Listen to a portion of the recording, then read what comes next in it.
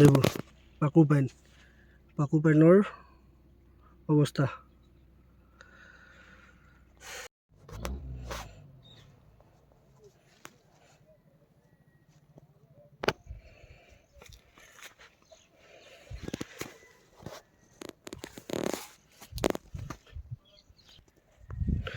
জিঅ' বেগৰ অৱস্থা 6 মাহ হোৱা নাই, এইখিনি বেগ পৰা ইয়াত 6 মাহ হোৱা নাই, আৰু 6 মাহ নহওঁতে এটা বানপানী পাৰ নহওঁতেই পানীততো ডুবাও নাই। এইখিনি জিঅ' বেগ বগা হৈ আছে, বগা হৈ থকা যিখিনি জিঅ' বেগ সেইখিনি পানীত ডুবা নাই, পানীত নুডুবা এইখিনি জিঅ' বেগ। গতিকে 6 মাহ নহওঁতেই জিঅ' বেগৰ এয়া অৱস্থা। গোটেইটো ভগাই এডোখৰ 2ডোখৰ 3ডোখৰ 4ডোখৰ এইবোৰ গোটেইখন ভগাই এইটো ভগাই সেইটো ভগাই গোটেইটো ভগাই এই তলতো ভগা আছে, এইটো ভাগি মুখ ইফালে হেৰি নাঙলটো গোটেই হৈ আছে। ভগা মানে প্ৰতিটো স্পেয়াৰতে পাকোপা মতে মানে 5টা হ'লেও পোষ্ট ভগা পৰিছেই।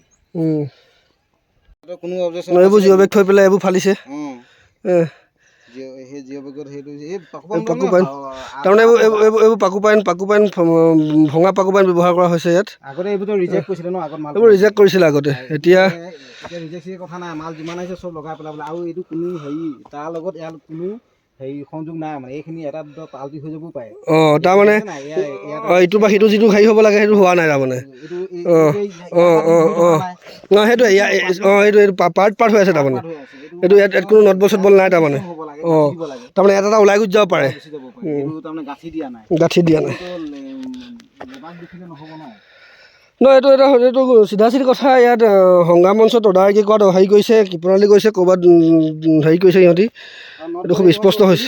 এইটো বেন কৰিব লাগে, অভাৰ নট দিছে কি কাৰণে, এইটো নটটো জাম দি পিনে এইটো বেন কৰি দিব লাগে। এইটো কিন্তু বেন কৰা নাই, যদি বেন কৰিব নোৱাৰে ইয়াত অইলিং চিষ্টেম কৰি দিব লাগে, তেতিয়া নটবলটো এইটো খোল খাই নাযায়, নটবলটো খোল খাই নাযায়, তেতিয়া খুলি যাব। খুলি যোৱাৰ পিছত ল'ৰাই ধেমালিতে কিছুমানে বহি থাকিব, ইয়াত বহি খুলি থাকিব, তাৰপিছত কাইলৈ পানীয়ে উটুৱাই নিব, নটবল চব খোল খাই হাতে পকাইলে খোল খাই যাব এইবোৰ নট। এইটো দেখিছে নাই, সেইটোতো নটটো ইয়াৰ লগত জাম দি পিনে এইটো বেন কৰিলে মানে খোল নাখায়। এতিয়াতো এনেই খোল খাই গৈছে, খোল খাই গ'ল, তেতিয়াহ'লে ওলাই আহিবই ন। সেইটোৱে নহয়, তাৰমানে কথাটো এনেকুৱা হৈছে, এতিয়া ৰমৰীয়া এই খহনীয়া হেৰিটো মঞ্চৰ সেই বিষয়বত থকা মানুহকেইটাৰ কাৰণে এতিয়া কিবা হেৰি হৈছে, তাৰমানে সোণৰ কণীৰ পৰা হাঁহ এজন নিচিনা হৈ পৰিছে তাৰমানে। অফিচিয়েলি ফালৰ পৰা যিকেইজন আহে সিহঁতি মঞ্চই গম পায়, মঞ্চই কথা পাতি হেৰি কৰে, ৰাইজৰ আগততো কোনো অৱগত নকৰে।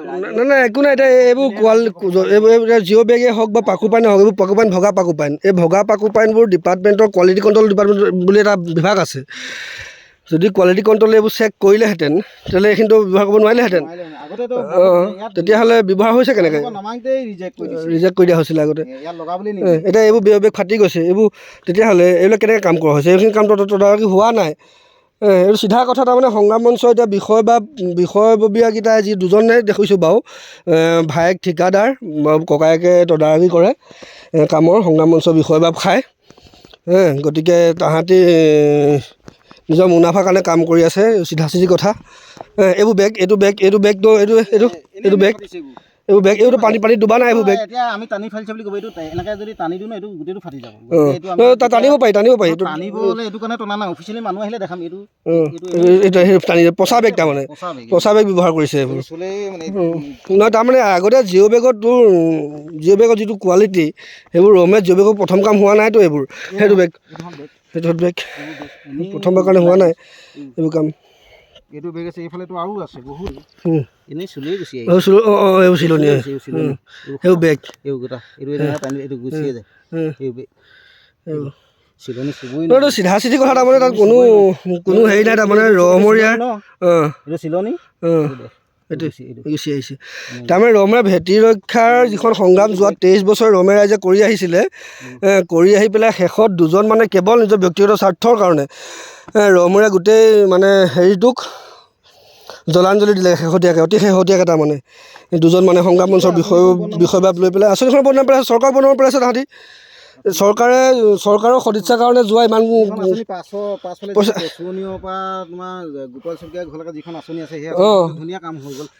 4.6 কিলোমিটাৰ যিটো আঁচনি হৈছিলে সেইটো আঁচনি কামটো আজিলৈকে অকণো ইফাল সিফাল হোৱা নাই। কিন্তু এই নতুন যিখিনি আমাৰ ইয়াত তাৰপিছৰ পৰা যিটো হৈছে তাৰমানে তাৰপিছৰ পৰা যিখিনি কাম হৈছে গোটেই কামখিনি তাৰমানে সেই কামখিনি গোটেইখিনি মানে বেগবোৰ পচা বেগ আহিছে, পচা বেগ চব পচা বেগ। ইয়াত কোনোটো বেগেই ভাল নাই, চব বেগেই ফটা। সেইটোৱে তাৰমানে চৰকাৰক বদনামত পেলোৱা এইটো হেৰি আৰু ডিপাৰ্টমেণ্ট আৰু ঠিকাদাৰ আৰু সংগ্ৰাম মঞ্চৰ বিষয়ববীয়া লগ হৈ পেলাই এইটো কাৰণ ৰমে ৰাইজৰ 23 বছৰীয়া সংগ্ৰামৰ ফলত এইখিনি বস্তু আহিছে, কাৰো বাপেকৰ ঘৰৰ বস্তু দিয়া নাইতো। গতিকে চৰকাৰৰ সদিচ্ছাত এইখিনি কাম হৈছিলে। আমাৰ চব ওলাই গৈছে আৰু সেইটোৱে নহয় ভায়েকে যদি ঠিকাদাৰ হয় ককায়েকে যদি তদাৰক কৰে কামটো এনেকুৱাই হ'ব। তাতকৈ বিশেষ ভালকৈ আমি আশা কৰিব পাৰোঁ নেকি? ইয়াতকৈ ভালকৈ আমি আশা কৰাটোৱে ভুল, আমাৰ ভুল তাৰমানে। বানপানী একো টাচেই হোৱা নাই, একো হোৱাই নাই ইয়াত। তাৰপিছত পানী সেই তললৈকে আহিছিলে, পানী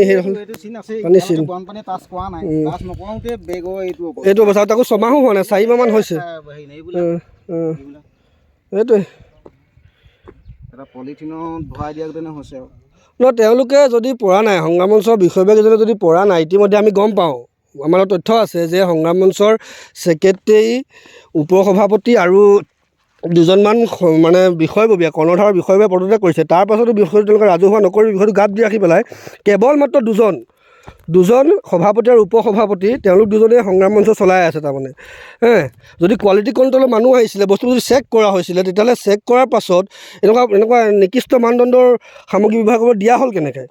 আৰু যদি কোৱালিটি কণ্ট্ৰল মানুহ অহা নাছিলে তেতিয়াতো ব্যৱহাৰ কৰিব নোৱাৰিলেহেঁতেন। কোৱালিটি কণ্ট্ৰল চেক নকৰাকৈ বস্তু ব্যৱহাৰ কৰিছে কেনেকৈ? তাৰমানে ৰমে ৰাইজক মূৰ্খ সজাইছে তাৰমানে তেওঁলোকে। 2জনমান সংগ্ৰাম মঞ্চৰ বিষয়ববীয়া, ডিপাৰ্টমেণ্টৰ মানুহ আৰু ঠিকাদাৰ তাৰমানে ৰমে ৰাইজক মূৰ্খ সজাইছে। ৰমে ৰাইজে একো নাজানে, মূৰত মাল নাই তাৰমানে।